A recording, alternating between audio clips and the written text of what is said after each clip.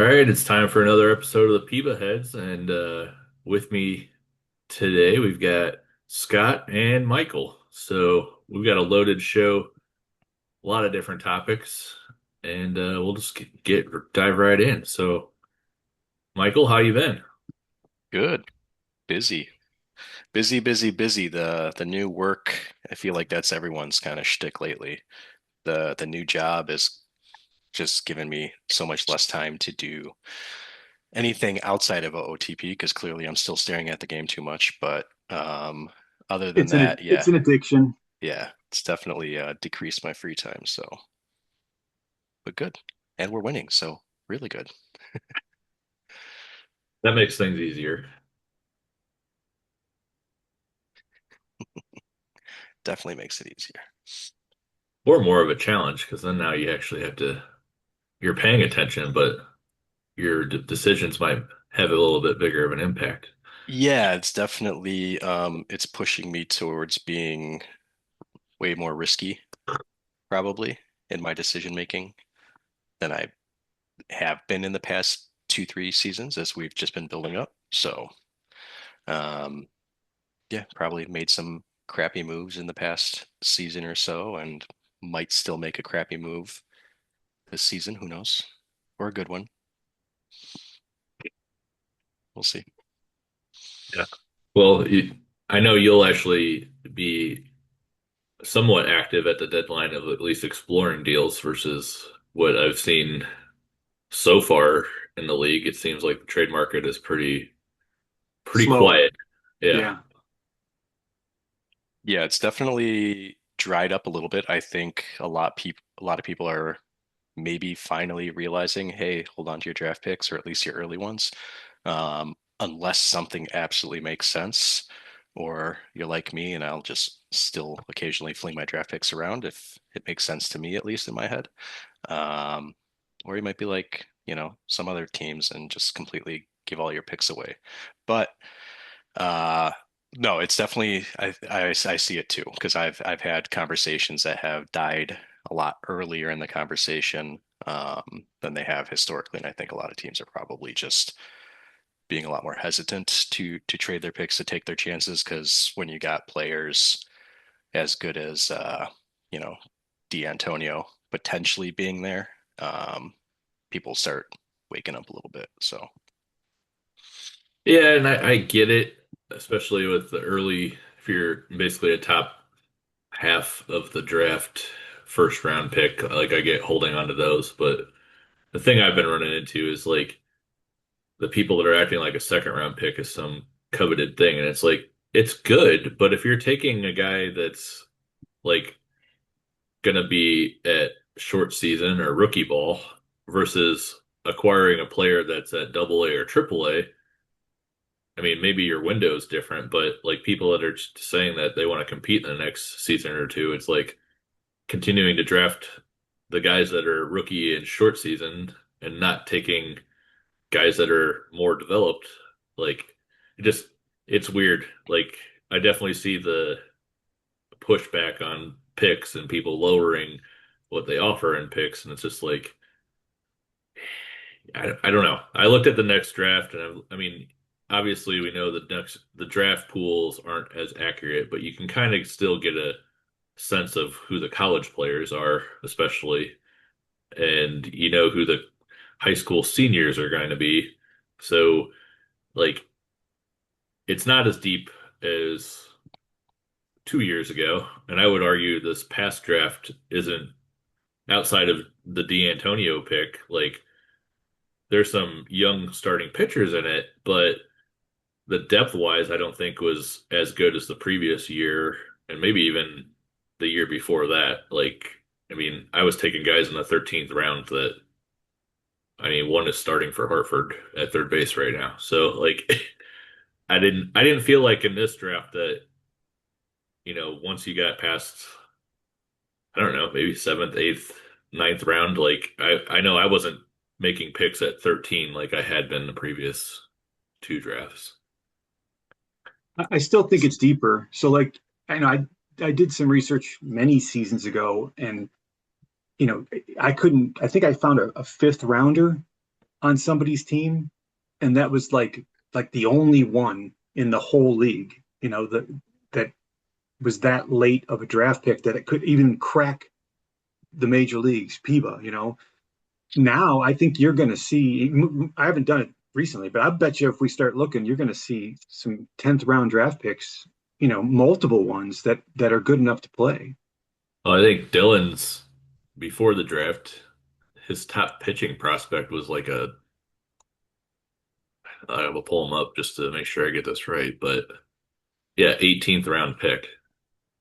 Yeah, you would not see that 5, 6 seasons ago in PEBA. It just didn't happen. And I mean, with that player, it looks like they got the random boost, but I mean, you just start going through that screen you were talking about, Scott. Each team, it's getting further and further down of where you're seeing where the war is contributing at those levels, and it's I find it more interesting. Like it's nice to see the random guy boost, but I think it's more interesting to see the you're drafting a player that's like fives and sixes across the board in the 13th round versus Yeah, I find it much more where it's like interesting that like again, if you get like the Brewster like boost, right? So everybody talks about Bob Brewster, but go look at your scout on him. Like But he what was about not, Don Washington? Washington got the same boost. did he? Yeah, he That, was a yeah, 16th round pick 16th with round pick. barely any ratings, and then in a couple seasons he yeah, I shot see up that. to like the 6, 7, 10. Like Yeah, when I traded for him, that's when he really took off. And I mean, yeah, he was a 2 star one. He was a 1.5 star potential in high school. yeah, and Like, he's already rattled off multiple 4+4 seasons, six plus right. four season. I mean, that's another guy who just got the boost.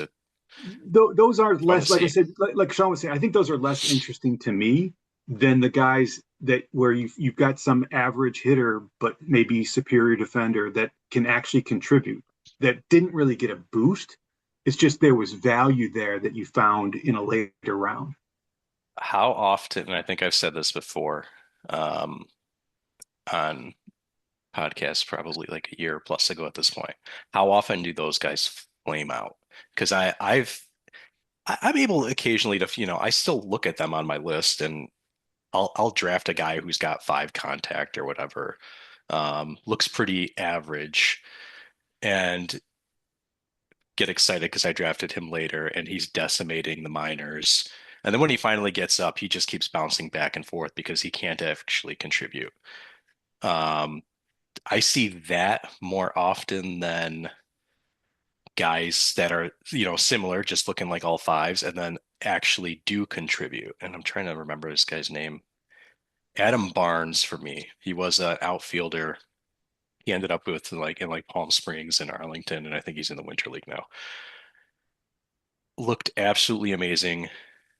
Was crushing it in the minors. Still looking, like an average, fives, maybe 1.6 here or there. Anytime I brought him up to the major league level, though, he just never translated. And I think I see that more often.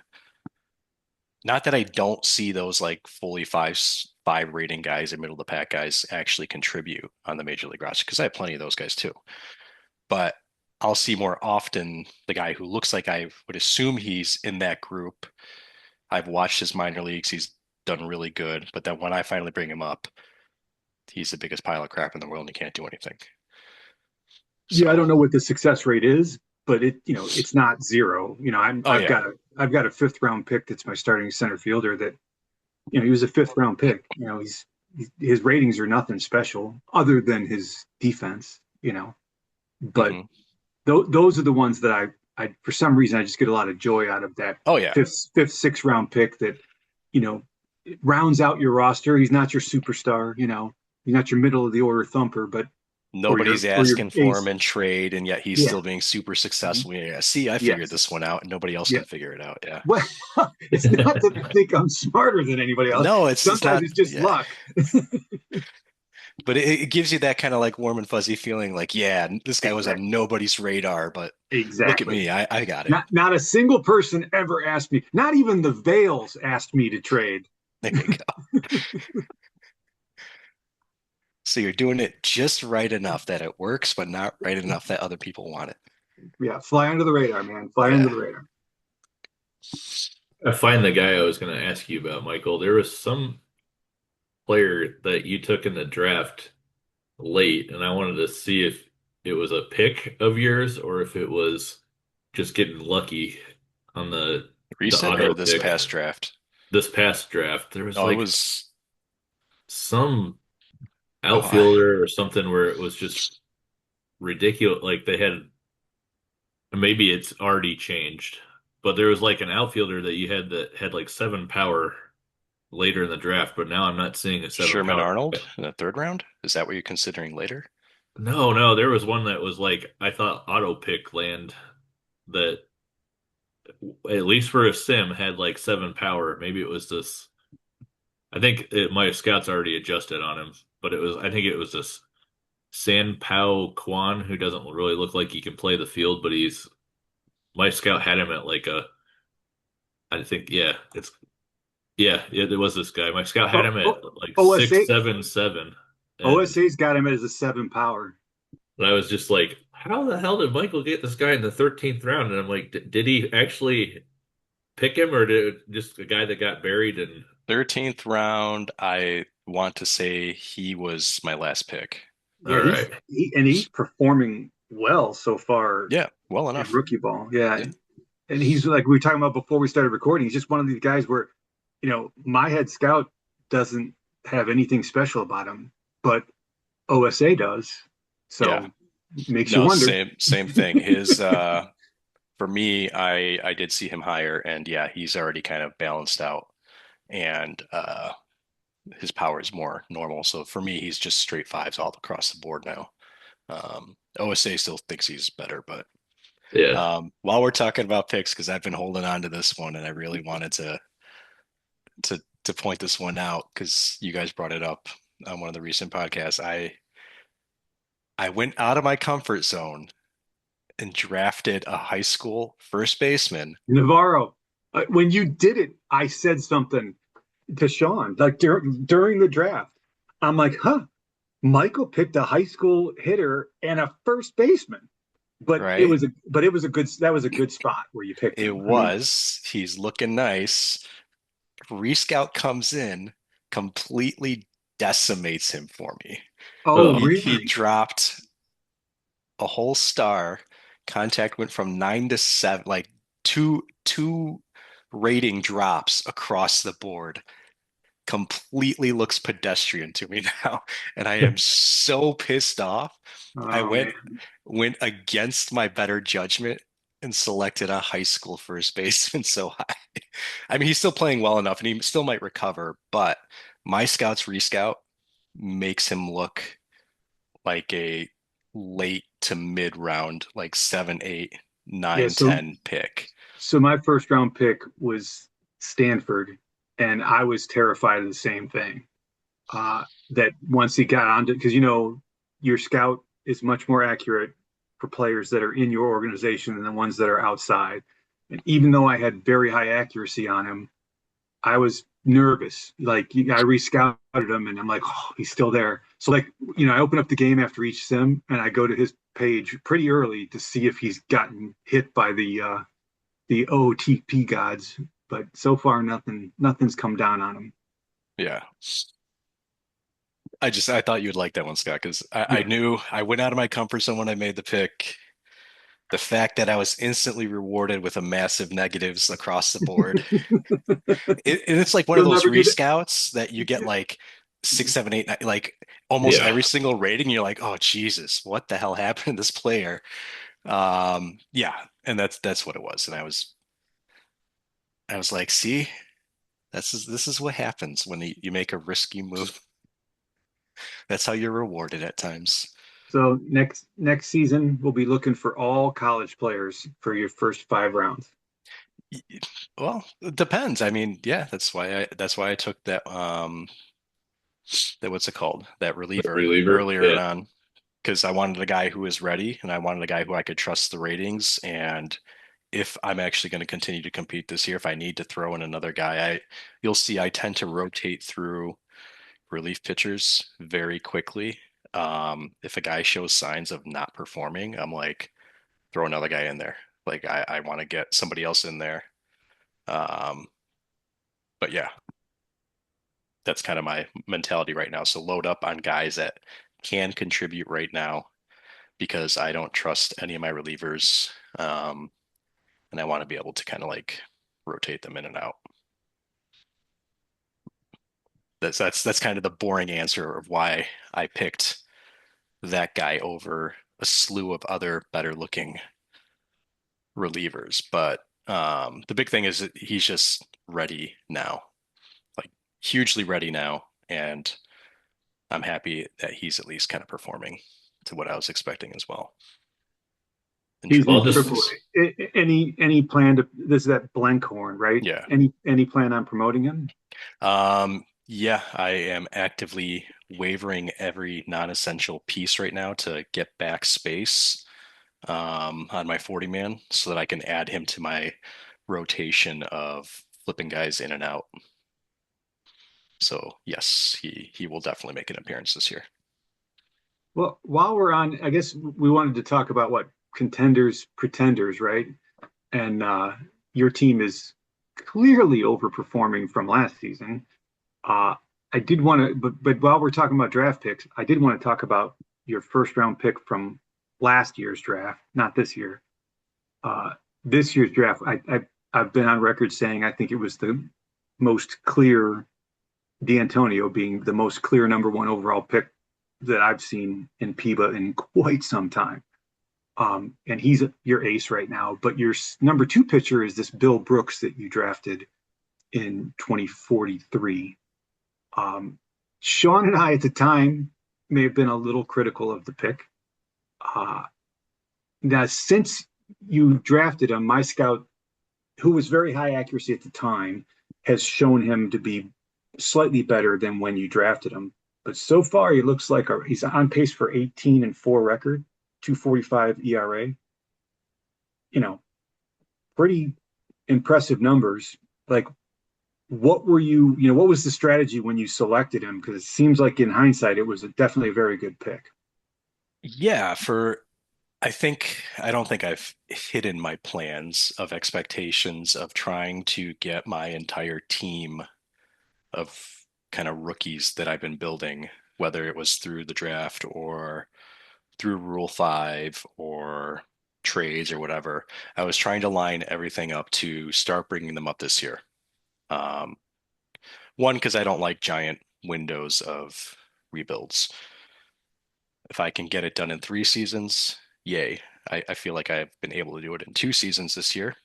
Obviously, that's taken some luck, um, just based on how the team's performing. But it was definitely a strategy last draft to get guys similar to this year, college guys that are going to be ready and available as quickly as humanly possible. The other piece being there were other arms available, but I definitely put a premium on lefties. I don't think I've hidden that either. Ever since when we were on the previous run and I had to constantly trade everything I owned every single season, my starting rotation was predominantly lefties. I tend to try to lean that way just because I've had better performance out of guys who look more mediocre. So I can get away with trying to find that guy that another team's going to give up on or might not go for at a more reasonable price rather than paying that premium for like Padilla or somebody like that who clearly is very, very good. I just don't have the resources to pay for that top level talent, or I'm not willing to pay for that top level talent. I'm going to take my chance on a guy who looks, a little bit more like he's going to be a chance, but from my perspective, I feel like if he's a lefty, I might have a better chance of, you know, high performance. So, like a good example, like Chris Pate, I know he's almost 40 years old and pretty much useless now. But when I first had him, he was very high performing left-handed pitcher. Kind of, I don't think he ever got any higher than like sixes across his ratings. So kind of another one of those guys that balance between five, sixes as far as his ratings, but being a left-hand pitcher and having the three pitches and having a good defense for him, he was really good. And so it was definitely a concerted effort to pick a left-handed pitcher, the best one available that would be ready to contribute. So yeah, Brooks was my top pick for pitcher, so I was really happy that he was available last draft. Versus some of the guys that might have looked flashy. Obviously, like what was it, Wagner? Wagner was already off the board, I think, at that point, which was, I think, the other big Parker Wagner that was last year. No, that was 2 years ago. Who was it? There Um, was like a rookie. Was it there's like a rookie that or a younger like a high school pitcher or something that looked mhm. really good, and then you had Tamari, the closer. So you were kind of like then there was like a big drop off after that. Whoever the one starting pitcher was, I could pull it Yeah, up here, I guess, in the there was draft. at least I remember there was at least like one or two guys that would have looked better. Um, but for me, Brooks was still like the number one because of the fact that he is a lefty. And I'll admit, like even my draft, I was telling Dylan this year, I actually tried the route of creating a separate list just using AI like ChatGPT, and I kept giving it all sorts of different factors. Like I want instead of building it myself, I'm like, if it has this, give it a little boost of like, whatever to your overall methodology that it's using to create a score for me. And left-hand pitchers got a little boost because I'm always going to prefer a lefty in OTP over a right-hand pitcher. So yeah, Brooks was definitely uh, a very conscious decision. I'm happy with how he's performing. I thought he was probably the best pitcher available that can perform sooner. Is he going to be the best long-term pitcher? I don't know about that. I mean, seems like pitchers tend to flame out relatively early nowadays, but um, or have some fluctuations from season to season. It seems to me, yeah, and I could be wrong, that quality high ratings hitters have less season to season fluctuation in performance than pitchers do. yeah, no, I think that's fair. Um, so yeah, no, I'm happy with how he's performed, and I was happy that I could kind of keep rubbing it in your guys' face since you guys weren't so high on him. So, um, no, Hey, you he's clearly saw something that I didn't see. yeah, and now he's my number two, so I won't complain. So That's one I of those that you win and you're just gonna I'll take the win. We'll do it that way. so if we look at the standings, like if the season ended today, there's 10 teams that would make the playoffs that made the playoffs last season, and there's four that would make the playoffs that did not. The four are London, New Jersey, Charleston, and the Ghosts. The Ghosts, Charleston, and London have both recently, like a couple seasons ago, been a playoff team. So they're the only one of the four that really has been in a rebuild is yours. I think it's been 3 or 4 seasons. I think you went Three like 500. seasons, Yeah. 2 seasons of 100 lost, 200 lost seasons, and then that first season, which was 2041, which that was the one season that I think it was the version change, so abruptly halfway through the season, I gave up. Um, at that point, I wanted to focus on drafting and actually having a minor league team versus having no minor league system and constantly having to trade every single pick because that was the only currency I had. Yeah. So Um, yours has the biggest difference. I was looking at win percentage last year versus win percentage so far this year, and New Jersey had a 358 win percentage last year, and your win percentage right now is 573. That's a 215-point increase. The next highest looks like London. They went from 481 win percentage to 565 this year. Hartford had a pretty big bump. They went from 543 to 622. Coincidentally, they were in first place last year also. It's just their win percentage has drastically ticked up. yeah, And then the Ghosts have a 61-point increase. They were 463 last year and 524 this year. On the negative side, sorry, Sean, the Scottish have the biggest differential. They have a 159 point reduction from last year in win percentage. San Juan 135, Duluth 74, and the Avas 62. So there's been some shuffling, but it might not be as drastic as I originally thought. It looked like things were uh, quite different. I wouldn't say wacky, just like different performances. Uh, I know that I am much more used to season fluctuation in a team that didn't, at least to me on paper, look like my team's. I could perform one year and bring back almost the exact same team the next year and drastically underperform what I did.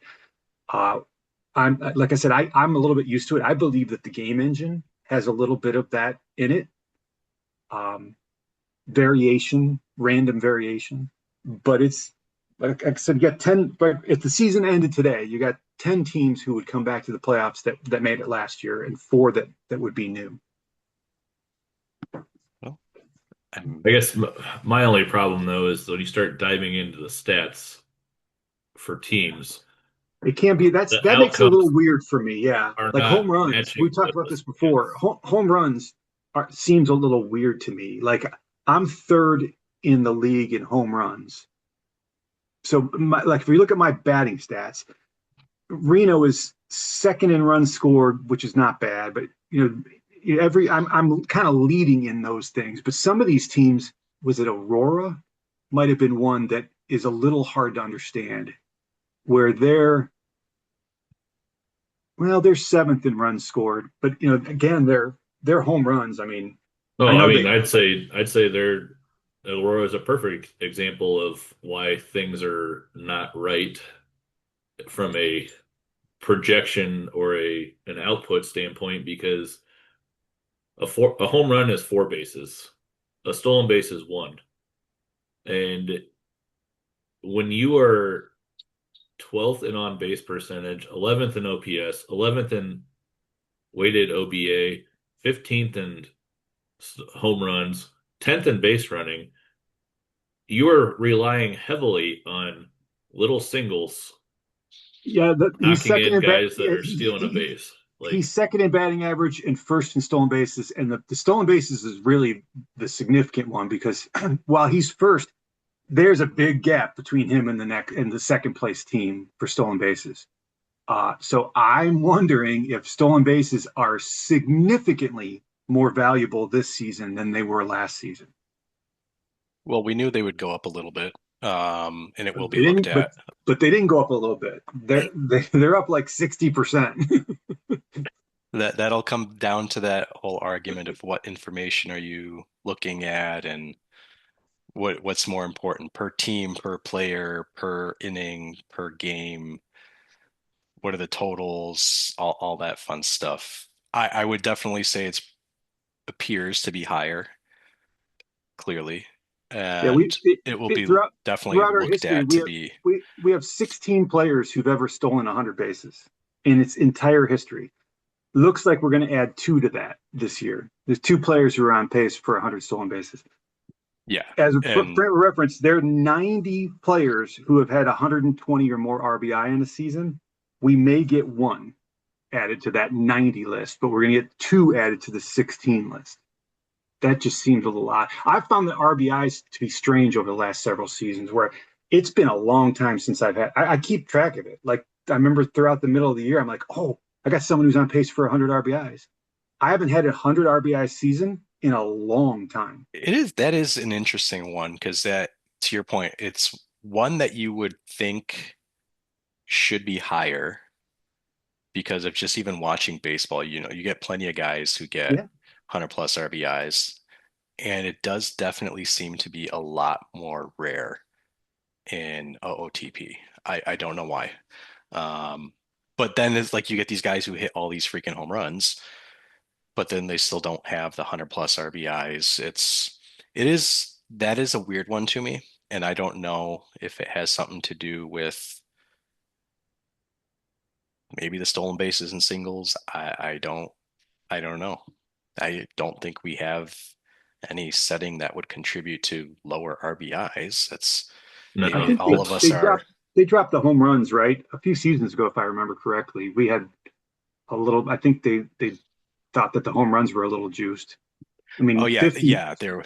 they were 54 juiced. I Oh, think TP they, did something funny yeah. that one yeah, year. it might have been a stolen base like thing. It was a version change that internally reduced or increased the home runs Yeah, and But I would produced year. argue, a Joe Riley.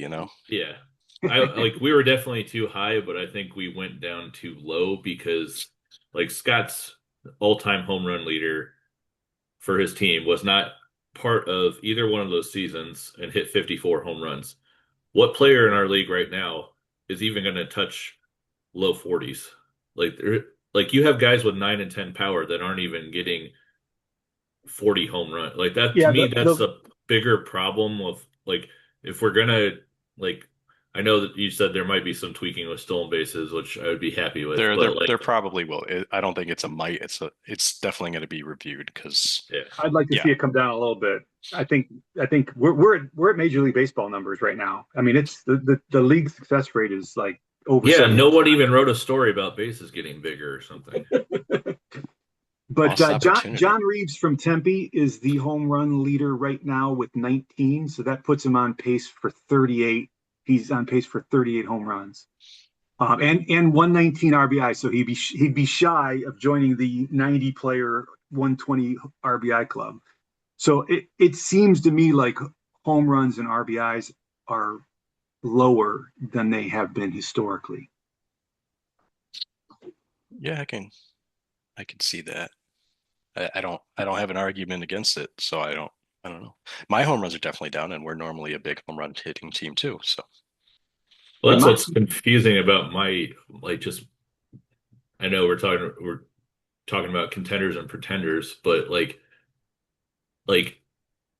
on the surface it says like my team's ranked third in home runs, but when you actually look at totals, it's down compared to previous years. And hmm. then you like so like when I try to understand like what's happening with my team, I think there's a lot of different factors into it, but one domino after another starts falling and it definitely has an impact. I know like a couple seasons ago on the version switch, Fargo was a team where they just got completely decimated right after the switch because they had a lot of power guys, and then when we switched over, it just kind of just it sucked a lot of power out of your typical power guys. And I think what's going on is it's routing that power to your more mid-tier type guys. So those guys that when you look at league-wide totals for home runs, every like if that's all you're looking at, you're going to be like, "Oh, we're relatively close. It's not a big deal."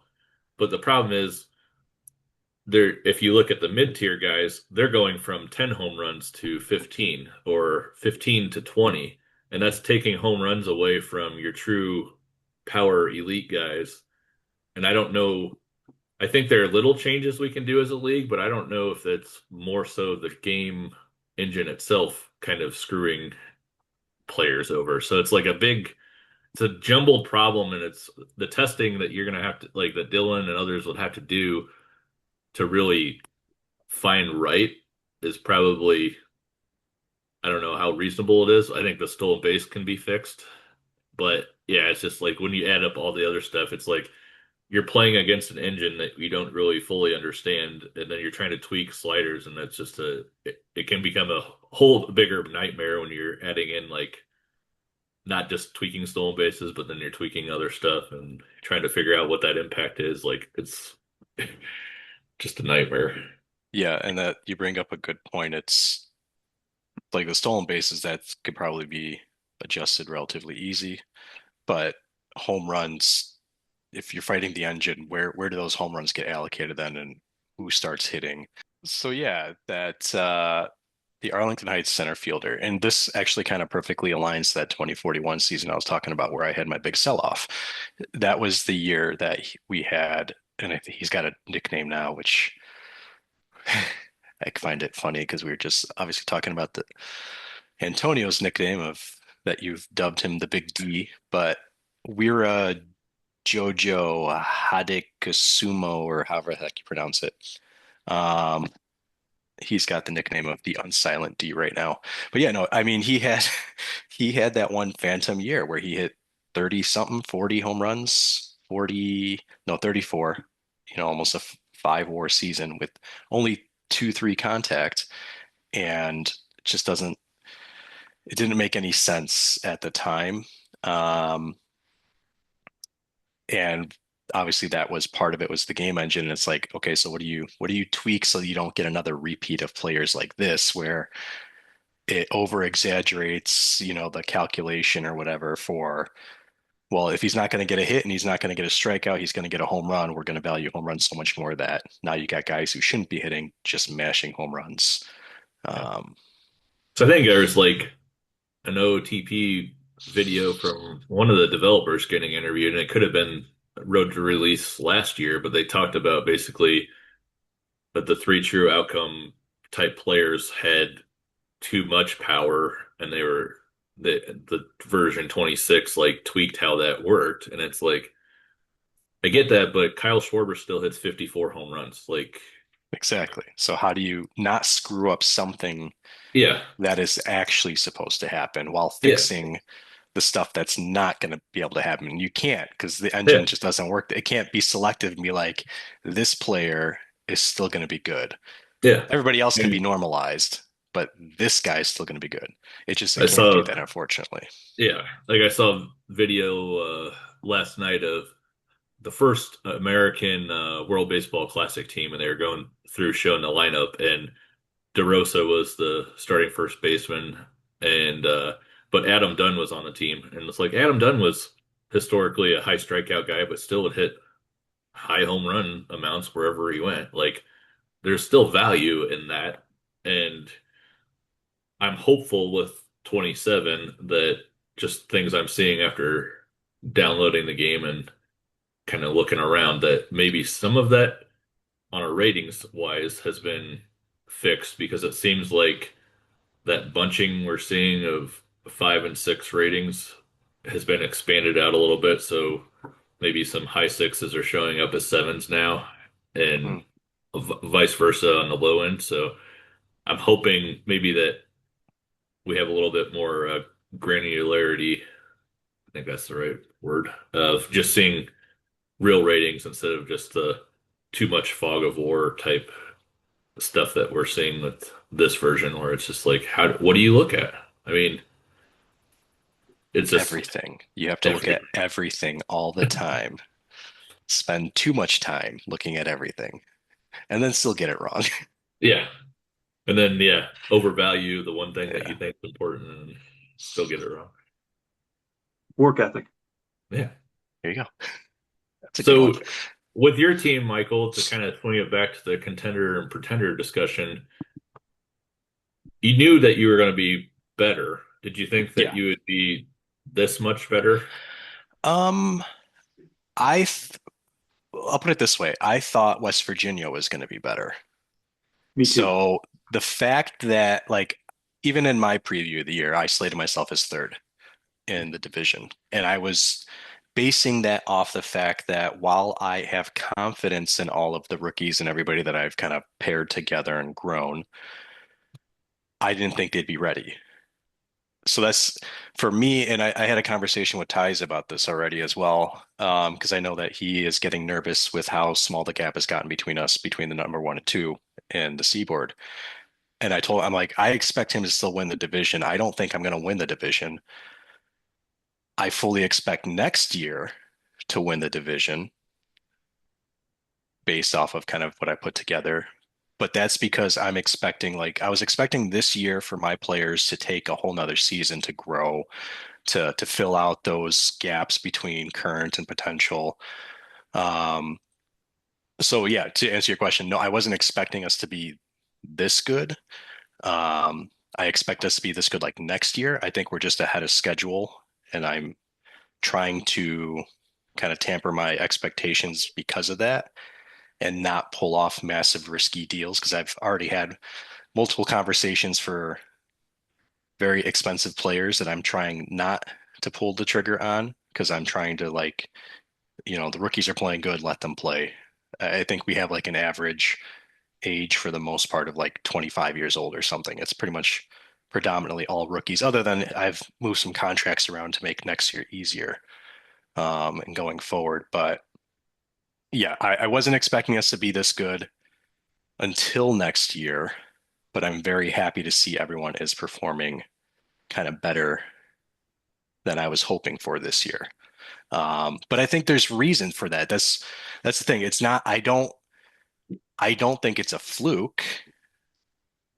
And if you look at my team, number one in defense efficiency, like and we had this conversation off camera earlier, like I put a very large emphasis on making sure every position has a top defender or somebody who appears to be of top defender. Not like I'm not ignoring right field, left field, first base, because I know we've had previous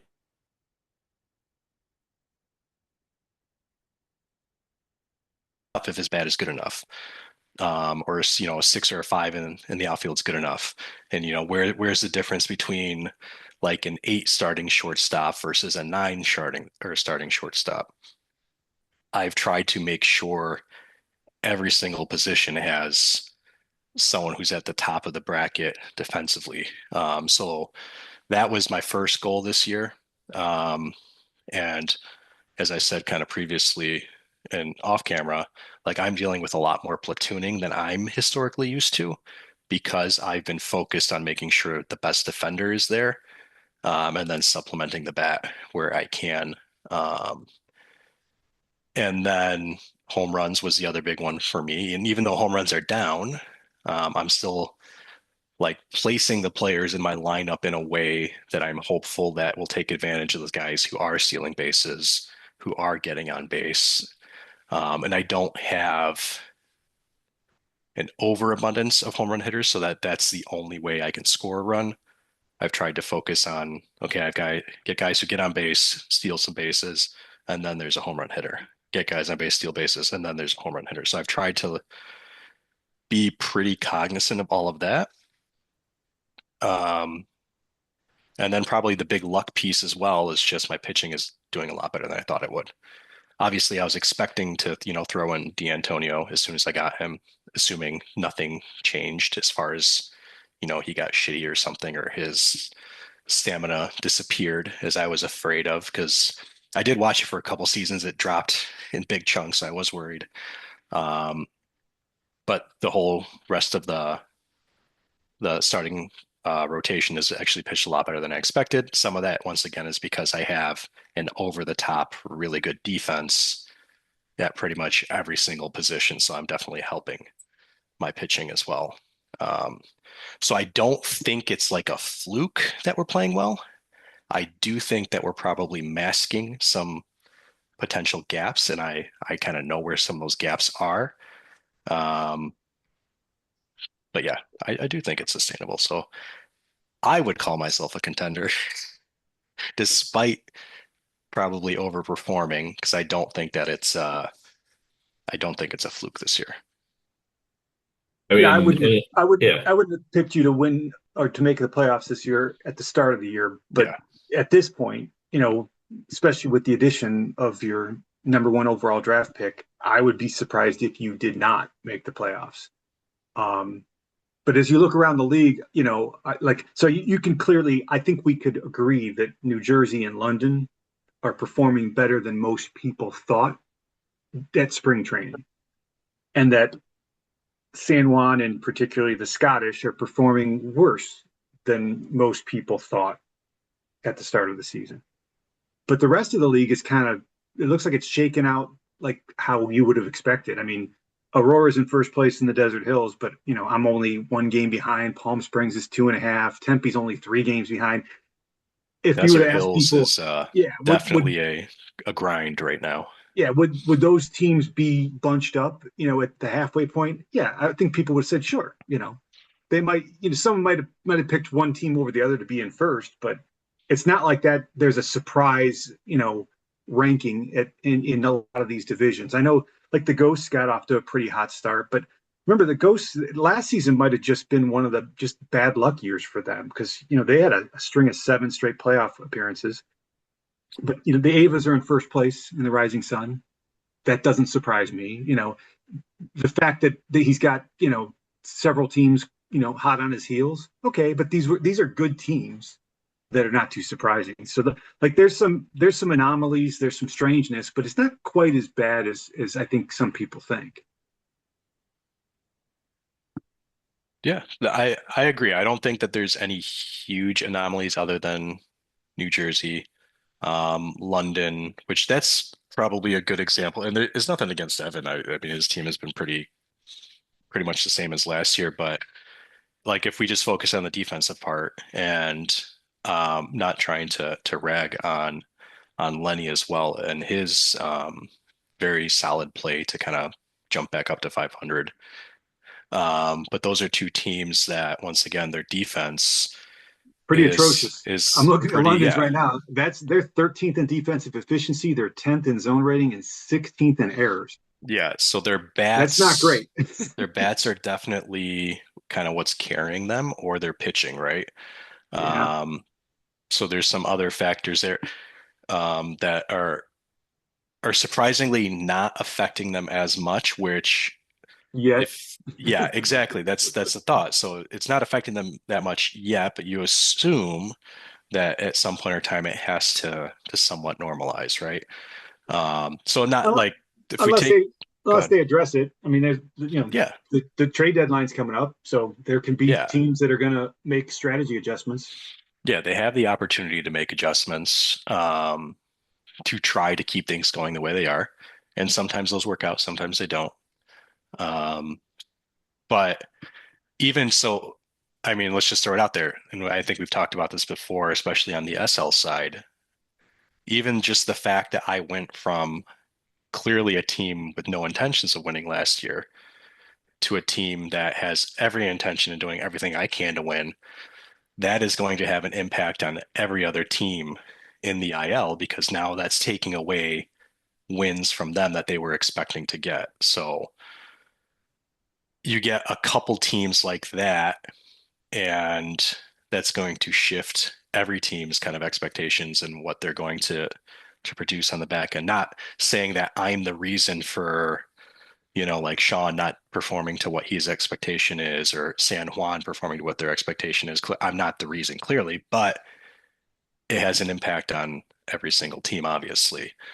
I think Um, it definitely impacts West Virginia in your division. yeah, 100%. And I think I've been, if I remember correctly, I actually want to say I've been really strong against West Virginia this year. I mean that might be rating or record wise might be really the difference between what West Virginia is now versus last year. I haven't looked at it too much of team versus team lately, but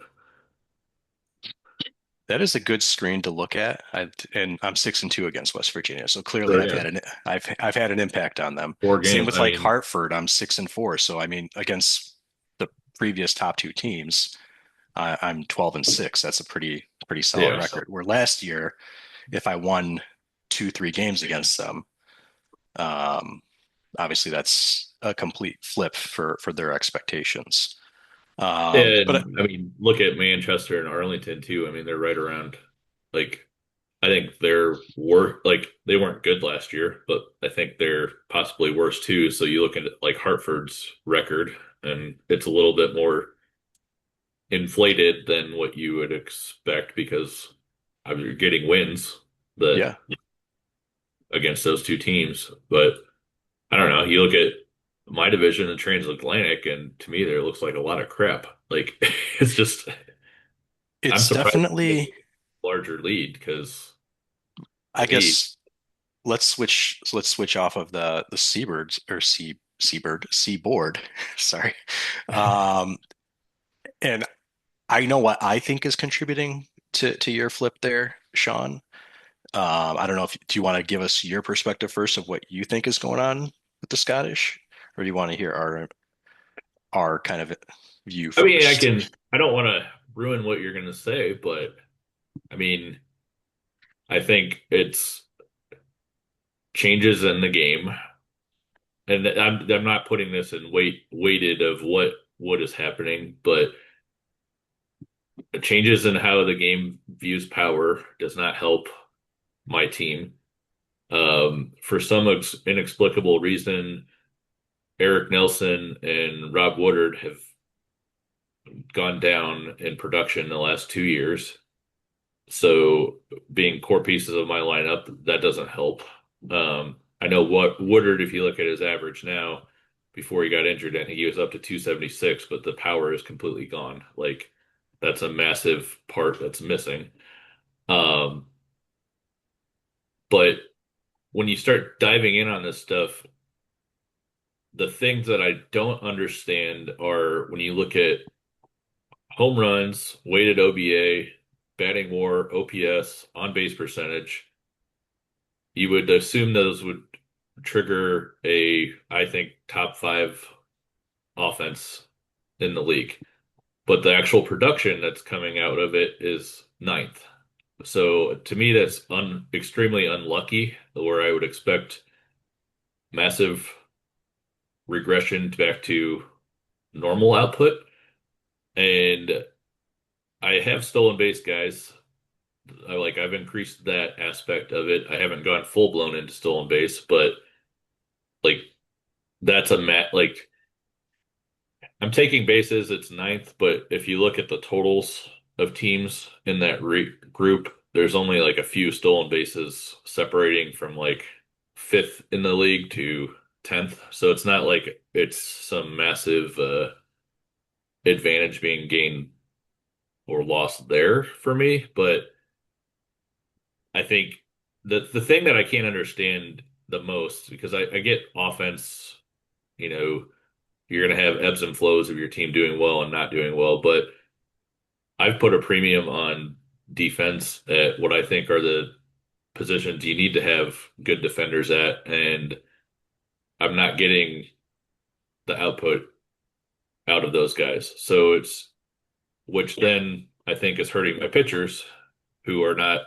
getting outs that they were getting last year. And it's just leading to, like, when you look at Team BABIP and just some for individual players, not for, I guess I said team, but for individual BABIP on the pitching side, there are guys that are just getting absolutely rocked, like plus like 100-point difference than what their career numbers are. So it's hard because it's like, I think there should be massive regression to the mean coming, but I mean, you get a sim, each sim, it's not like you're not having 7-0 or 6-1 sims to balance this crap out. So, like, at what point are Denny Green? We are what they thought they were.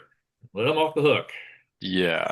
Like, And because I mean, just for our start of the season, we went 1-12 to start the year, first two sims. And at that point, I'm like, that's kind of what I was expecting, right? But then we instantly had that quick flip where now you're winning 6-1 sims, 7-0 sims, 5-2 constantly. And I'm like, okay, well now something's different. But to your point, so for the Scottish, and this is kind of what I'm seeing, right? Obviously the pitching doesn't look terrible, but if you look at obviously the overall, it's the pitching seems to obviously be affected. And I know we've talked about this before. The other big thing for me, when you kind of start seeing some of these fluctuations in the way that your batters are performing, how deeply do you start looking at their splits? How deeply do you start looking at where they are in the batting lineup? And I know I mentioned before, I get very deep on the batting lineup itself. I mentioned earlier, obviously, I try to make sure, at least this year, because I don't have so many home run hitters, to kind of space out my big bats to get guys on base for them. But how deeply do you look at, so like take for instance Eric Nelson, who's historically been your power hitter at the fourth, and you go down to his splits and you start going over, well, if he's batting second, he's batting third, he's batting fourth, he's batting fifth, clearly batting right in the middle of the order right now, at least this season, he's been terrible, but he's yeah, performed better somewhere else. So, like, when do you start looking at that and being like, clearly batting third, regardless of who's around him, or batting fourth, is not working? Maybe for whatever reason, he's feeling better in the 5 hole this year. And then you move him there. And you got to start getting uncomfortable with where you have your lineup to try to maximize performance. And that is something I look deeply into every single sim, where people are in the batting order and who's around them and how are they performing in one slot or another to try to maximize what their performance may be. And I know that a lot of that is not, it's not like, at least I don't think so. It's not like just saying, well, I'm going to put this guy in the 9 hole and that's just, he gets a magical boost and he's going to be magically better there. I know that's not what it is, but it seems like there's something to it. If clearly he's just not working Well, out in the 3 and or the up 4. until like two sims ago, he was demanding to be a cleanup hitter. So I was thinking like, okay, you're pissed off about the team record. You're pissed off about your performance. You're demanding to be a cleanup guy.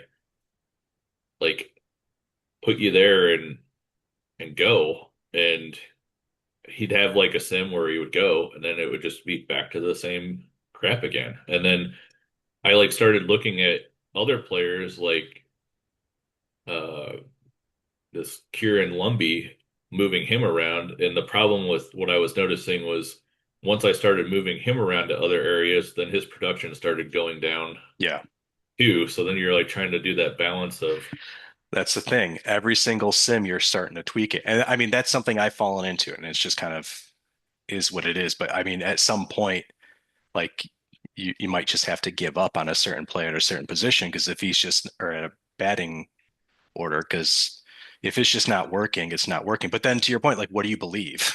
Like, do you have your manager like just take a chance and see him create the lineup for you to see, okay, what is he thinking? What is he seeing that I'm not seeing?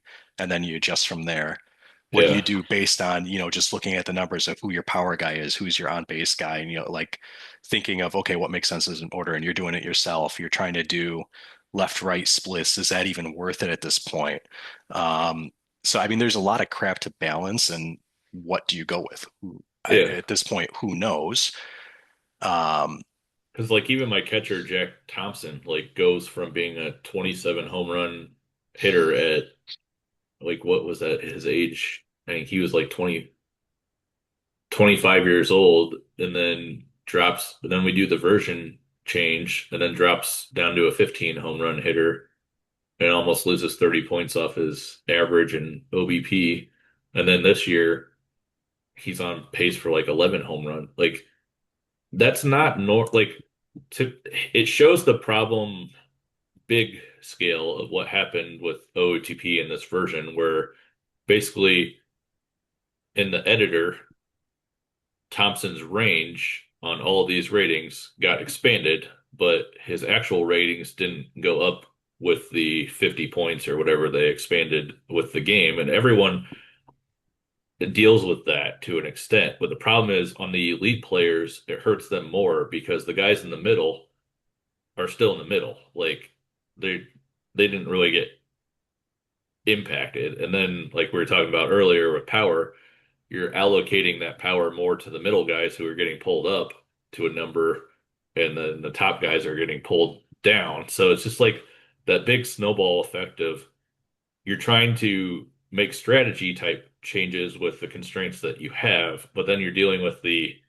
game engine change on top of it, and it's just like a snowball. Like you can't affect the game engine change. Like you just yeah, have to adjust to what the reality is now. And it's like, what would you do with Jack Thompson? I mean, I can't. It's like he's batting seventh. It's not like he's any like you can't. He can keep moving him down the order, but like, and he's an over the top like superstar as far as like defensive catchers. So like you don't. yeah, I mean, this is exactly where probably Scott you slot in perfectly because you're more used to this. This is where you kind of okay, for whatever reason, you've tried everything you can. You've done everything you can. You've, besides just having the knee-jerk reaction being like I did 3 seasons ago and just said, screw it, I'm trading it. And if I just waited, it would have slowed down my rebuild. But like other than just stopping yourself from having the huge knee-jerk reaction, you sometimes you just need to ride it out because it is kind of out of your hands and you don't want to screw it up for next year and version switch again 2027. Hopefully it's not a huge change, but it's just you don't know what it's going to bring and you don't want to set yourself up to be potentially even worse next year. And I know like when we had that big version change, I was happy that I was at least trading everyone because I had to relearn myself what worked. Because seeing like Arlington's Weira, JoJo can't hit for shit, um, I didn't know what I was doing anymore. Like I'm like, why is this guy succeeding? And guys that I have that are legitimate not succeeding, which they ended up succeeding as soon as I traded them all to Scott anyway. But because they've been doing fantastic over there. Um, I got a Gold Glove out of Johnson last year. Did you Yeah, see and that? he's been surprisingly one of the best ones out of all of the guys that you got. Like Yeah. he's been I knew he was good, but he's been really good. Well, Um, Washington's the best. He just has a little bit the of an injuries. injury bug. Yeah. Yeah. But to the point is like, okay, so you've done everything you can. You've gotten to the level of me who's tweaking lineups 10 times between every single sim. Other than making massive trades, sometimes you maybe just need to accept the season kind of is what it is. Try not to overreact and Yeah. completely ship the whole team off. Well, Well, look at Aurora last year. I mean, That's the thing. they turned it around in the second half. They were underperforming in the first half, and to my knowledge, they didn't really do anything. They just Their kind of best kept. move was making or not being able to make the move that they were constantly trying to make. And I know I said this offline, like not trading their catcher was probably the biggest key for them having a turnaround because that's when their pitching finally corrected itself. And maybe that's potentially what's still in store for you, Sean, is because your pitching there yeah, it's getting it's not rocked. yeah, it's getting rocked, has not been performing to what you're expecting. You have one of the best defensive catchers in the entire league that normally can hit as well. Wait till after the All-Star break and hopefully, you get that kind of same shift of okay, now everything's working. The other thing is you also got to take into account at some point or time, if you're staying consistent, other teams start making those risky moves or they start making those trades that don't work out, do work out, whatever. You start getting those buyers and sellers, and it's going to affect how they then react to you once you get them in a series. So that's the other piece. I think there was a lot of trade-offs last year and other teams giving up or making trades that probably helped Aurora as well in their rise and their kind of catching back up and more normalizing. We're coming up to the trade deadline as Scott mentioned, and there's going to be a good opportunity for some teams to make some moves. Guys that are on the border, New Orleans was expecting to be better than they were. Are they going to make some moves? Um, Cleveland, I don't know if they're going to make moves to try to make that giant gap with Florida this year smaller, but there's other factors that are completely out of your control that can have a huge impact on making you guys better. Yeah. Well, it's just like what's odd to me is like when you look at Thompson's defensive ratings, he's putting up some probably career best numbers in like framing and zone Oh rating. yeah. And it's like, why you would think that that would be another, benefit that would be impacting the staff, and it's not happening. And then guys like Bill Rucker at shortstop last year, he had a 13.4 zone rating and 103 starts, and then this year he's below a one zone rating for every 10 starts. Like there's a drop like that happened. Like there's just a I, very I I wish weird. there was less variation in fielding than Out of the Park has, because it just seems to me like, pitching, batting, sure, those things can vary from season to season, but I always was under the impression that that defense doesn't slump, right? Like that there be more consistency with good fielders, and it doesn't seem like that there is. You can have just as much of a variation in fielding performance from season to season as you can with pitching and batting. And It maybe it it's just a does waterfall. the Yeah. fact of just everything going wrong will go wrong, and it's just how it is so far. I mean that was that 41 season. I know that the version change was a big part of it, but I mean that's what got me to change, and I did the knee jerk reaction thing and just completely shifted. But everybody was underperforming. It wasn't just one or two players. Everybody was underperforming. And of course, after I traded them, then they started performing. Yeah, But at that point in time, like just nothing I could do. And I went from probably a similar scenario where every I think my team was leading in every single offensive statistic or category that the previous year, 2040, when I won like almost 100 games. Um, and then the next year, I think I was at the bottom in everything. And I just couldn't. I knew that the version change had a big part of it, but at the same time, like I yeah. went How through do you everything I adjust? said. Yeah, Yeah, I was making all the little changes, the lineup changes, the platoon, this, that, or the other, minus trading everything away. I'm like, nothing was working. So I don't know. So I guess to wrap that up, are you guys, what do you think in contender or pretender this year for the Scottish? I've advised Sean to stay the course because it is entirely possible that he pulls an Aurora and Mhm. kicks it into gear the second half. Winning the division might not be all that likely, but a playoff spot is not outside of the realm of possibility. But like he could pull a New Jersey and say, screw it and start trading off pieces. I That's would advise against it, but he could. Speaking of that, I don't know if you've seen, but there's a D'Antonio similar pitcher called Cliff Howard who's going to be available. I'm predicting right now, number one overall pick. Similar ratings to D'Antonio. He's a 20-year-old college pitcher. Uh, Slightly lower, I think 2 points difference in potential, but he's a left-handed starter, Michael. ooh, I so gotta flip my team around and start losing. so D'Antonio only lefty and better stamina and I think lower control, lower BABIP. You're saying all the right things to me right now, Scott. So I recommend Sean trades away everybody and tries to win the Cliff Howard battle. So before Sean answers where he thinks he is, I'm in agreement with you, Scott. You saw Aurora do it, and it's not just Aurora. There's other teams that have done it in previous years as well. I just don't remember off the top of my head. But you see how Aurora came back by pretty much just staying put and trusting what he had, and quite frankly, failing to make some trades, and that's fine. Sometimes we've said it. Sometimes the best moves are the ones you don't make. I agree. I mean, you have to at least give yourself a shot and see, and maybe yeah, you still end up falling short, right? Um, but I don't think it's a blow up type of situation. Do I say you're a contender? I would hesitate to say that based off of the performance right now, but that doesn't mean, in 6 sims from now that can't be completely flipped. You never know. Um, but I will bring up, Scott brought up a good point. You have so much good talent at the top. Clearly, the drafts have gotten better.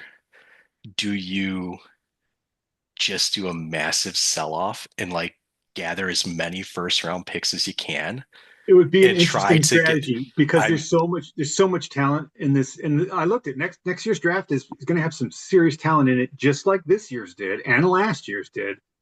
We talked about this in the past, Michael. Long rebuilds are painful in PEBA because they last like more than a real year in time. So, but I don't think that's the case you can with flip this, it. I flipped it in two. I mean, a concerted effort of if you do everything, international, rule five, right? trades, draft, you do all of it and you pay attention to everything, which clearly all three of us have way too much time on our hands for this.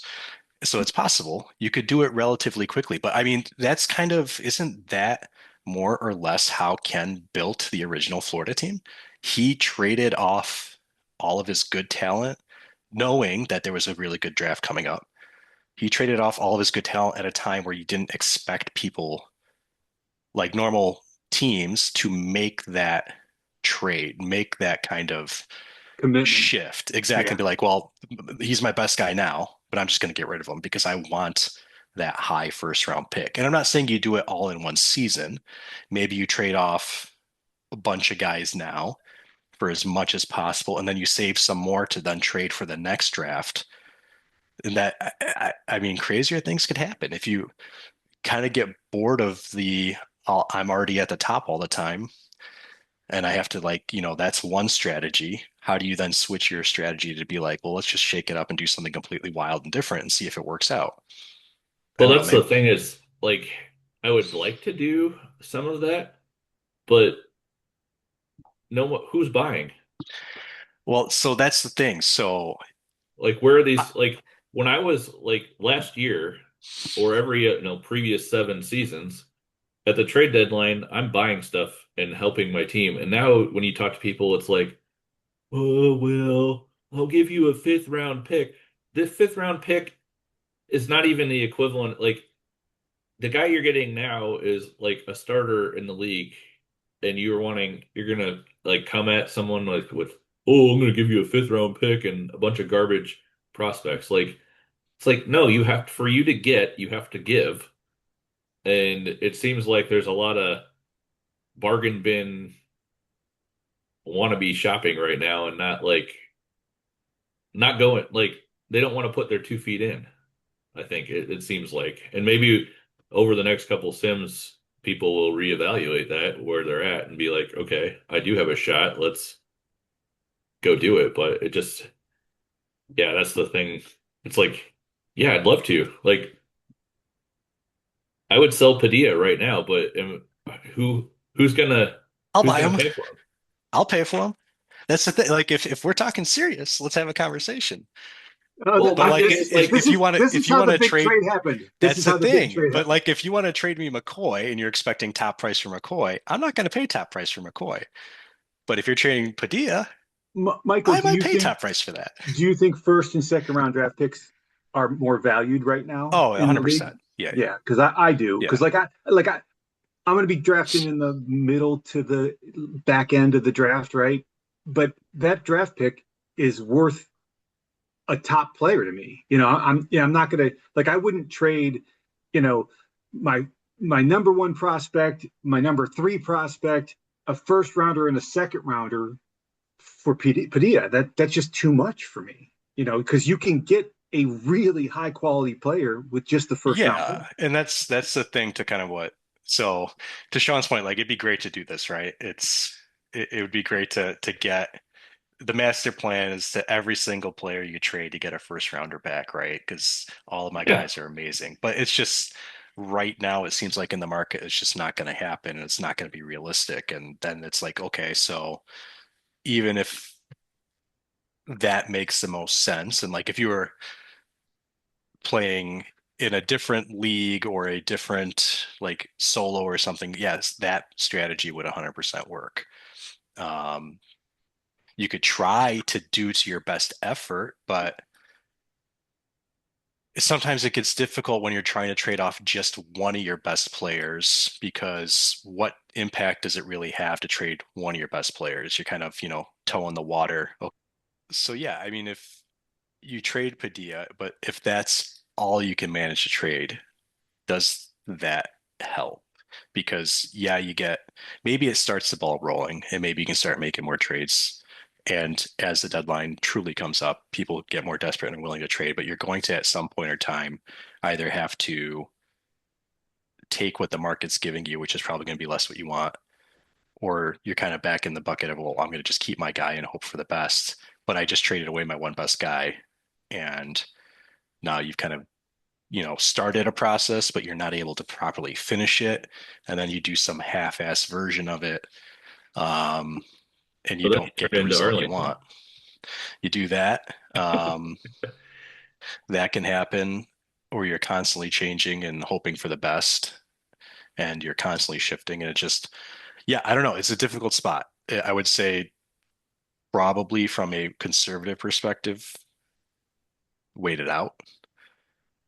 If you want to go full flip and start trading guys, I mean, I'd throw in an offer on Padilla. I'm actively looking for that third best arm to at least have three really top end starting pitchers, which is not something I'm used to. And I'll pay. I don't care. I'm actively I mean I was before this draft, I was actively trying to move every pick other than the number one pick because obviously that was Yeah, D'Antonio. But other than that, like I was willing to move my other first rounder, my second rounder, everything. I just to your point, Sean, though, I was getting really crappy offers back. So then it's like, okay, well, I'm not giving it away.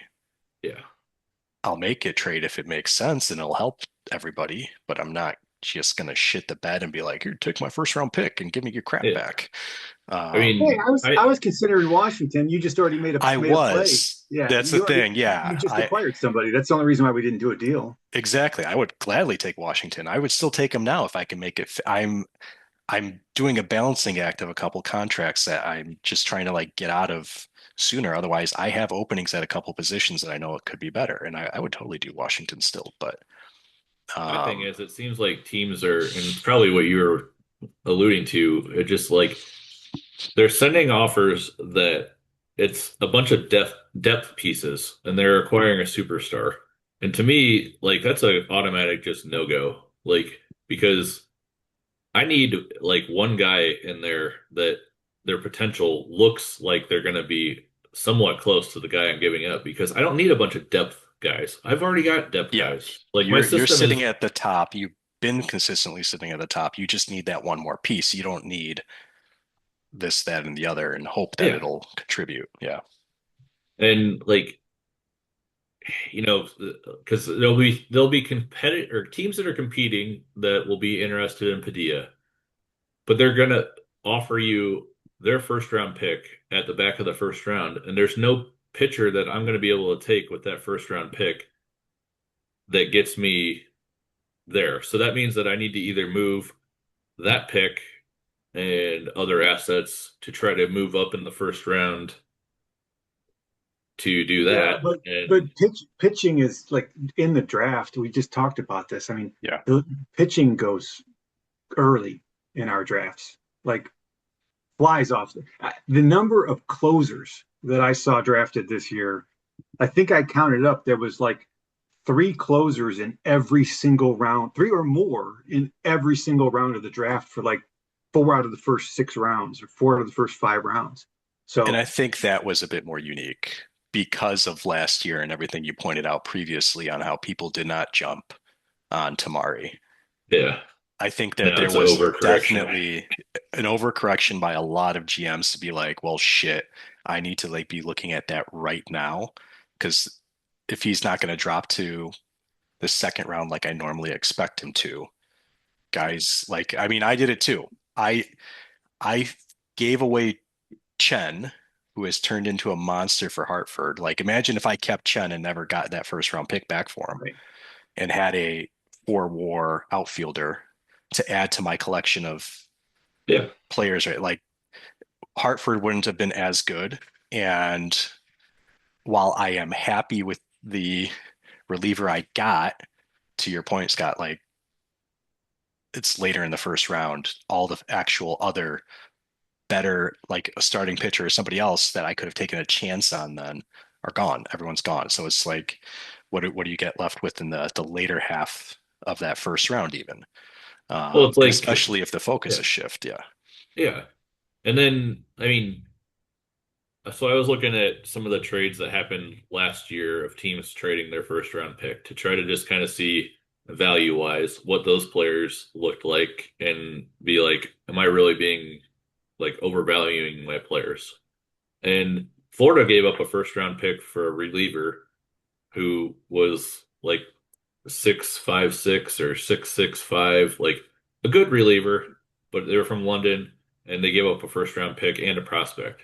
So it's like who I think was only under team control for maybe like one more season after last season. So I'm like looking at this stuff and I'm like, if that type of player is getting a first round pick and a prospect, then why wouldn't a McCoy get a late first round pick at minimum? Because he's a middle of the rotation, maybe a two on some teams type of player, and then team controlled at a very team friendly contract for the next, I think, 3 or 4 seasons. So it's just like when somebody comes at you and they're like, "Oh, I'm interested in McCoy, but I don't want to give anything." Well, then why do I? What would incentive would I have to like give them away? Like to me, that's when they're where you're in a league where we all know what the free agent market's gonna, and maybe I just wait with McCoy till the offseason and then tell the league, look how shitty all these starting pitchers are. Now pay me for a But value player. But then, s- yeah, so let me ask this on McCoy. This year is looking a lot, and I know he came from Yuma, and that's a different scenario, but he looked very pedestrian in Yuma. And right now, not that he's looking bad, but he's looking much more like pedestrian. Does he fluctuate on a year-to-year basis where you're going to get the one amazing year and then you're going to get that one crappy year, you know? And His it's, problem this season is home runs. So last season he had 0.7 home runs per 9 innings pitched.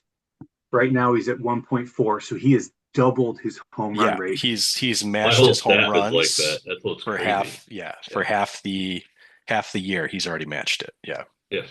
Like So Padilla's for the what? same way. His home runs are way up. It's just that's what's just it's weird to like I can see where you have the individual player fluctuations from year to year, but it is like at one point I looked and it was like a full point higher on every single starting pitcher that I had of home runs. And it's like, why is this it's it's wonky in the sense that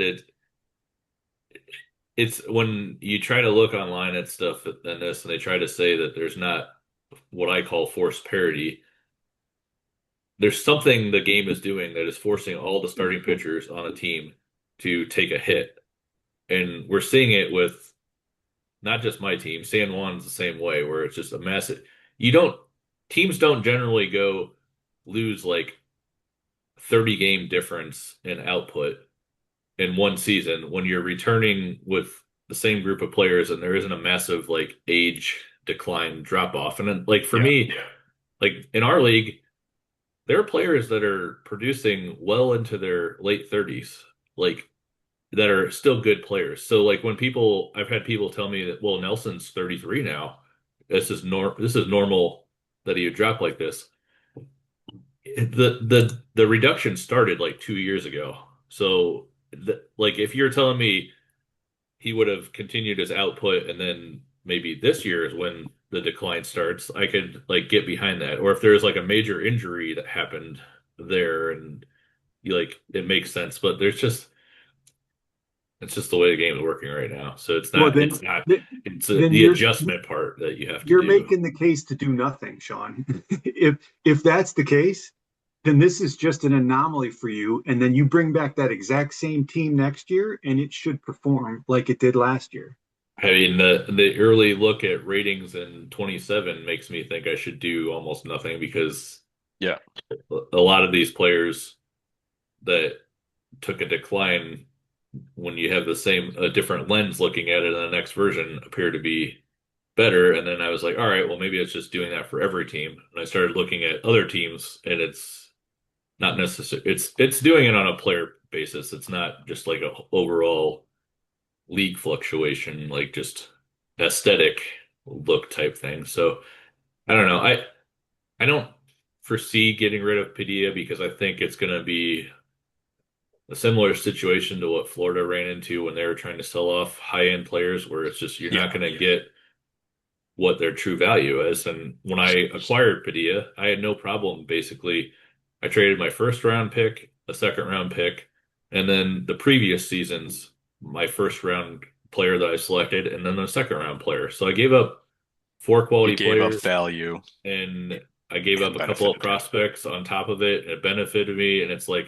I'm not going to get that back, but the guy's still like out of the first month of this season, once you look at everything else, it's he's pitching just as good or better than he did last year. So it's like similar to like Bob Brewster of last year. I think he had like 5 bad starts to start the season, and then you look at his end numbers and oh, they look off, but it's like you take the first month out of it and he's Bob Yeah. Brewster. But I don't know. I mean, I would move McCoy. It's just I'm not gonna just throw him away because Yeah, he's still obviously. valuable for me next year. Like it's just I think the weird part about all of this is that I know we turned it into me talking about my team for probably too long, but I wish the game, okay, if like you're gonna have my pitchers give up more home runs, but at the same time take away home runs from my hitters. Like, because I mean, I was looking into like, okay, individual box scores to see like, was the wind blowing out in these games, and my pitchers were just giving up more home runs because it just happened to be, blown out that day. But it's like, why wouldn't that also benefit my hitters or in the same environment? So it's just a mind fuck really of like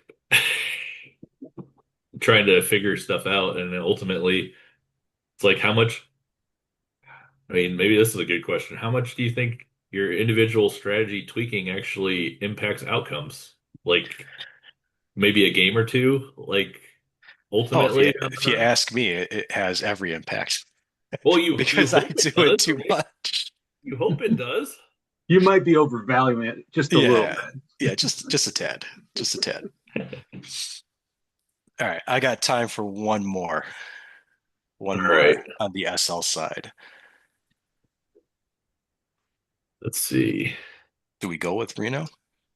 Scott, do you want to talk about your team? We can. I think Aurora is more interesting with their stolen bases, but We can do that. We can talk the Desert Hills. Try so the to, question for you, Michael, is do you think like so we talked about it. We went from a success rate of 0.778 to 1.300. So that's like a 60 some percent increase in stolen bases success rate. And it looks like it is increased stolen bases successes by about 60 some percent. Do you think there's a finite number of stolen bases that the game engine produces and then it disperses them? Or do you think we will see like a 50 to 60% increase in total stolen bases on the year from last year? no, I think it's the first one. I think it's more and that's one of the game engine things. So it's gonna give you your total number that's kind of in the ballpark you're expecting. It just might be distributing it differently. I don't think we're going to see like magically. I mean, we might see an uptick for sure, but it's not going to be like an uptick of here's 100,000 more stolen bases for the entire league. It's not going to be like something like that. It might be like, oh, 1,000 more or a couple hundred more across the entire league or something like that. Yeah, But so I Aurora had 283 stolen bases last year, and I think they're at 200 now, and they're at yeah, 213. 213. So we're like at the half point. By that, it looks like they'll have doubled their stolen bases from last year. They should get to 400, right? Assuming nobody gets injured. Well, yeah, they're also skewed um heavily towards, I mean, similar to me. It's Here's the thing with stolen bases. Like, how detailed do you get in on it? Do you start tweaking everybody's individual strategies? Do you make sure that your manager has, and I've tweaked this myself in the past. I don't know if you guys have done this, but if like you go to your personnel and you go to your manager and he's got the in-game running is one of his ratings. Um, have you bumped that up? I have, to make my manager hopefully be better at calling Yeah, I've stolen used bases and in-game running. I don't know if it has a huge impact, but like, I've used how CP. detailed do you get, you know? I've used CP multiple times to improve my managers in game running. I've done it like Yeah, twice or more, because and I think it matters. I do too. I mean, that's How how far down the rabbit hole do you go in some of these things, you know? well, base running. So not necessarily stolen bases, Hmm. but I've used CP, or I've used the Dev Lab extensively for improving base running, because I've had some guys with like threes and fours in base running, and I thought, well, that's really bad. I'd rather have five, six, or seven, and the success rate on base running is pretty high with DevLab, especially if you got high work ethic. It's really high success rate. Now you're only going to get like 1 point, but Yeah, you do that, and it's a short term dev lab thing. You do that 3 seasons in a row, and you could take a 4 base running up to a 7 theoretically, and that well, that's significant. Now, how many runs does that add to your team? I don't know, but it's something. It's not zero.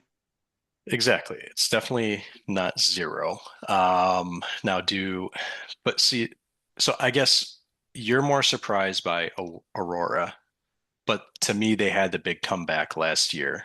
So what was more realistic of what their team was supposed to be? They're clearly supposed to be a winning team. So I don't find Aurora, other than maybe, they're doing it slightly differently or something. Um, that might be a factor, but the fact that they are in a very tightly contested Desert Hills, which I think is just kind of what your guys' division has been recently. Because Palm Springs is obviously definitely trying. You're definitely trying. Aurora's definitely trying. Tempe's definitely trying. And I know Lenny is definitely trying as well. I think we can all agree there's probably things we would, if we were running it, we would switch for him, but at least he's an active participant in trying to make his team better. Bob probably, I'd like to say he's not, but I know he's probably trying. But regardless, you have a division that's very tightly contested. Um, they were Yeah, going to be in the mix one way or the other. So yeah, I'm I'm not not surprised. very Look, surprised by him. no, I'm not surprised. Look, Yeah, again, I said I think at the start of the season, I thought you could have picked Aurora, Reno, Palm Springs, or Tempe to yeah, win the division, and you couldn't really quibble with any one of those teams, right? yeah. Um, for me, I'm just a little frustrated. I think, I'm second in runs scored, third in home runs. I don't think that's going to maintain for the rest of the season. I expect my offense to drop off, but I think that, my starters are 12th in ERA. That shouldn't be. Like, I've got a great defensive catcher. You know, I think that my rotation is way better than 12th in ERA. They're just not performing for some reason, and it's not defense.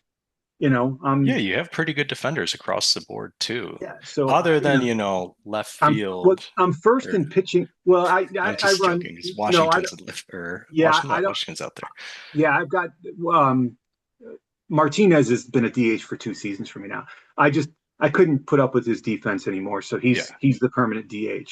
And Steve Patton is going to be my left fielder now, and Washington's moving to right, and then he'll platoon with Otani.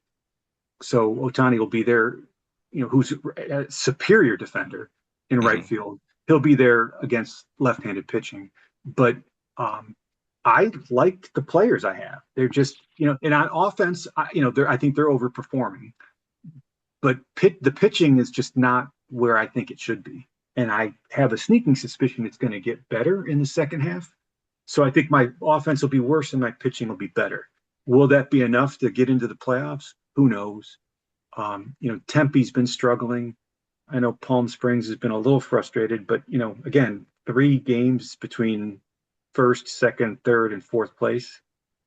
We're pretty bunched up. I mean, even Bakersfield's only 5.5 out, and he's got some quality young players. So, Yeah, I When does mean, when does it not become a small sample size anymore? Like I what would half think, now, like yeah. once you yeah, get through half of the season, that's half a season. You Yeah. can you can absolutely judge things on half a season. I think that's where I'm most confused with not only my team but your team, Scott. When you look at Aurora, the the stats and the output do not seem to line up.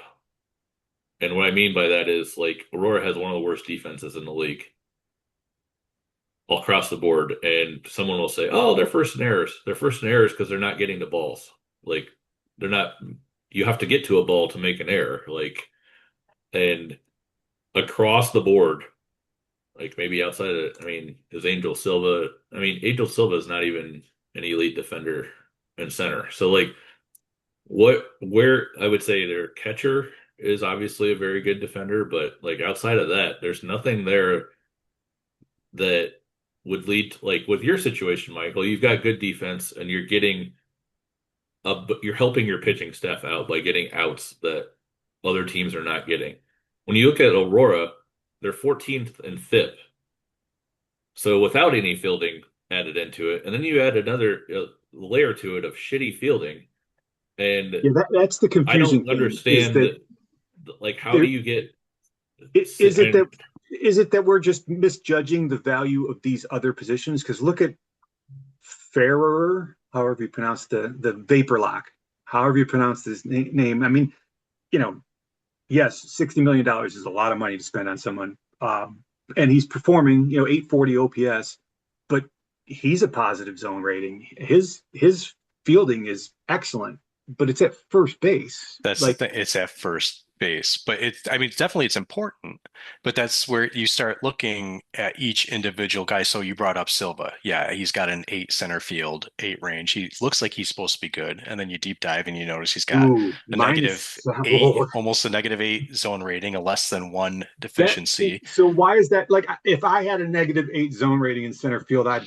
be getting crushed in the win column. Why is he not getting crushed with a -8? That's a 16. Hey, that's a I mean, you go start going down the line. His shortstop, Jose Alivan, is not a shortstop. Like he's a negative zone.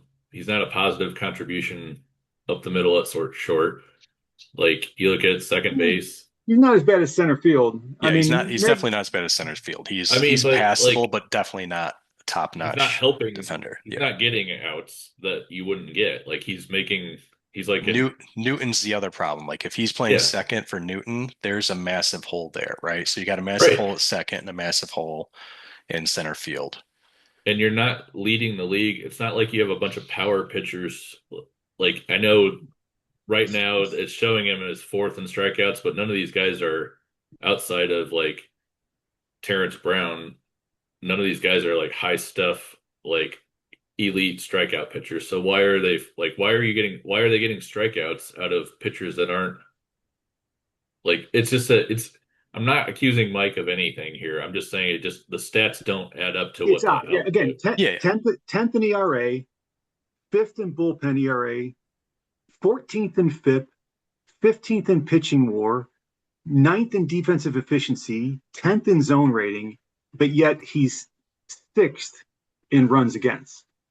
So why is he so good at preventing runs when he's not preventing runs? I'm thinking he's just going on the run that he had last year now, and there's going it to could be. be regression down the road There could because be regression, but you could also look at it as, well, this is why he's only a game ahead, and this is why the Desert Hills is so tightly contested, because he's clearly not like at an elite level to where he's, Florida and leading his division by 15 games or whatever. I mean, he's just going to bounce around this kind of, I'm competitive, but clearly I but have not holes and I elite. have Yeah. issues. And well, that's going to then bounce around where we have a tightly contested wild card with 5, 6 teams versus only like 2 teams or something. Yeah, maybe he Um, addresses some of it, like you said earlier at the deadline. I mean, yeah, there's opportunity to other do teams might that. adjust, get better, worse, and that might have an impact on everybody else's play. But I mean, he's definitely not, he's not distanced himself from the pack. He's just in the mix. So glaring holes or not, it's enough to be competitive right now. Yeah. Well, and the biggest, I mean, the changes in stolen bases are definitely helping too because you look at like the Aurora offense side and everyone has focused for years about oh they get on base, they steal, they do all the little things that death by a thousand paper cuts, but you start diving into it more and it's like it's not just that. It's like it's there's more layers to it because they're not getting on base. They're 12th in on base percentage. Like, 12th and on base, but second in batting average. Yeah, yeah, So he's it's, always been a high batting average team. yeah. but it just shows the importance of why stolen bases and why I keep beating the drum on it and I'm glad the board is looking into it more, but it's like it's a huge difference because what's happening is singles with guys that also just hit a single but then stole second base are now generating a run when at a higher frequency than they would be not only just last year but historically for the league.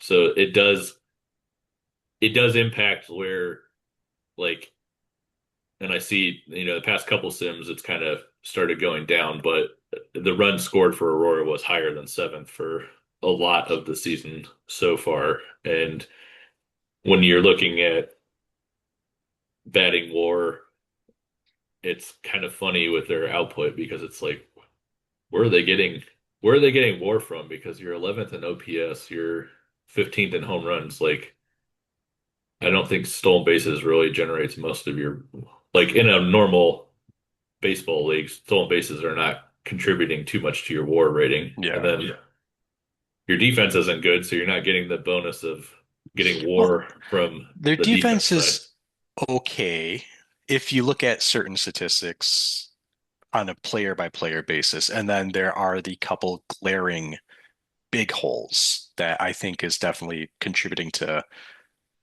reducing the overall kind of perspective of it. But I wouldn't say every single defensive spot is terrible, but there's a couple very big ones for Well, it's sure. just the big ones are the ones that Key historically in spots. OOTP have been the most Yeah. important.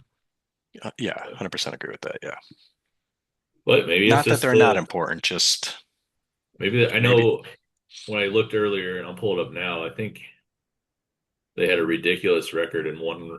No, it's yeah, one run games. They're 15-9. So like if you were on the bad side of a coin flip last year with that, and then now you win, that fluctuates every year. So Oh yeah.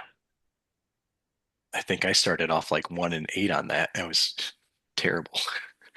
yeah, and you see that, and you're like, okay, well, I'm hoping that fluctuates more to closer to 500, and I can now that I've had that bad streak, maybe I get on a good one.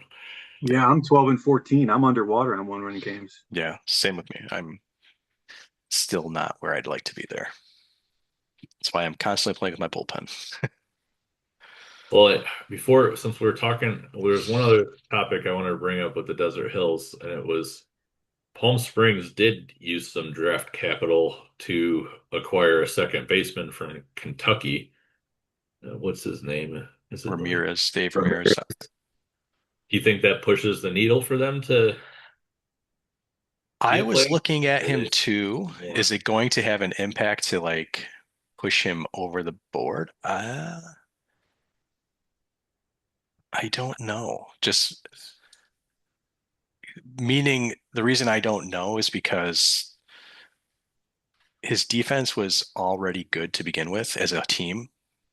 Adding another plus defender, great, but you're not having the offensive output you wanted, and Ramirez is not an answer offensively.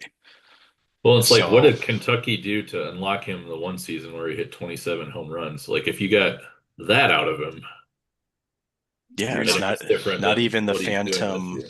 not the Phantom 2041 season either. So that's Yeah. yeah, He's not going to hit 27 again. No. No, but it's yeah. just like what just everything like what went right there because it's his Place in average. lineup, Yeah, guys in front of him, a little bit of everything. yeah, I mean, it's still the same version because it was last season, so it yeah. wasn't So a it's not version like yeah, piece. version switch thing. Just the OOTP deciding we're going to allow it over here as opposed to over here. Yeah, Yeah.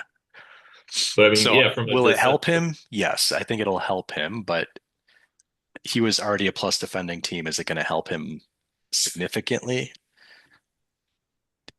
If he's in the playoffs, because obviously the wild card is a very tight race right now.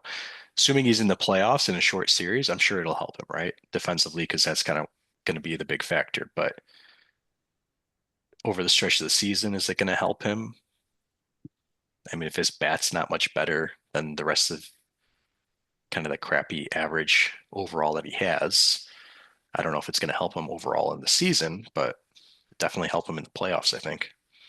Well, we've covered lots of topics. I'm sure if anyone is still actually listening, they've probably fallen asleep or no, they're just totally riveting discussion here today. So I'm sure.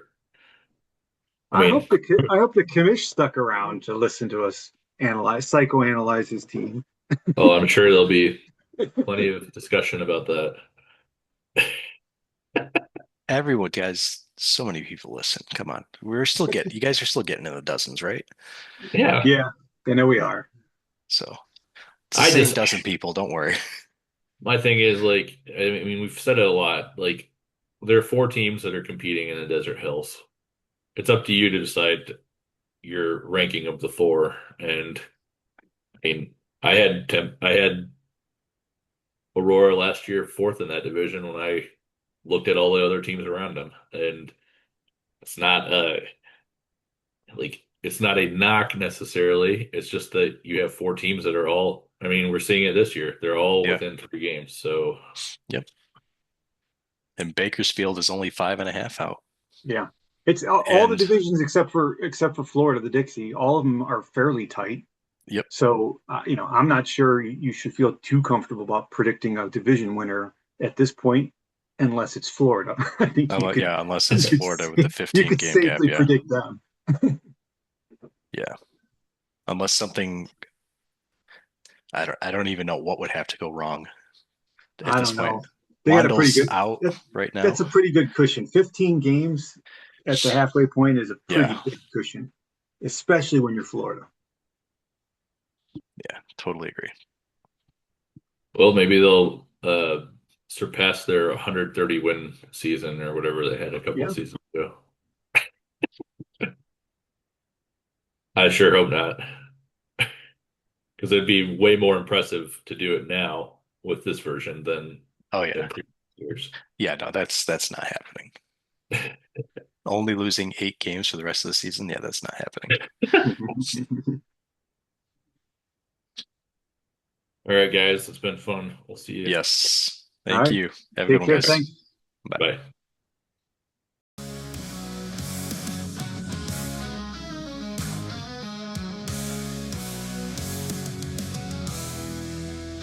From the lakes of Duluth to Havana's warm breeze, Reno's desert lights glow where the crowds ever free. Shinseki's wars with the bats held high. Yuma's sandlot dreams touch the wide open sky. Palm Springs breathes the heat where the sun always shines. 32 teams united, crossing every line. From the dirt to the diamond, we're chasing the call. The roar of the fans, yeah, we're giving our all in. From the dirt to the diamond, we're chasing the call. The roar of the fans, yeah, we're giving our all. Swing for the stars in the Pebble game. Global fire, every city's aflame. From the crack of the bat to the roar of the fight. Planetary extreme, we're igniting the night. Oh, oh, oh, Pebba's the name. Pebba's the name. Oh, oh, oh, we're changing the game. Scottish Pipers cheer as the faces are run. New Orleans rhythm swings till the battle is won. Tempe's rolling the dice with the fastball surprise. Toyoma's precision lights up in our eyes. Now machines are strong where the dust meets the tree. Florida's golden fields where the champions gleam. From the dirt to the diamond, we're chasing the call. The roar of the fans, yeah, we're giving our all in. From the dirt to the diamond, we're chasing the call.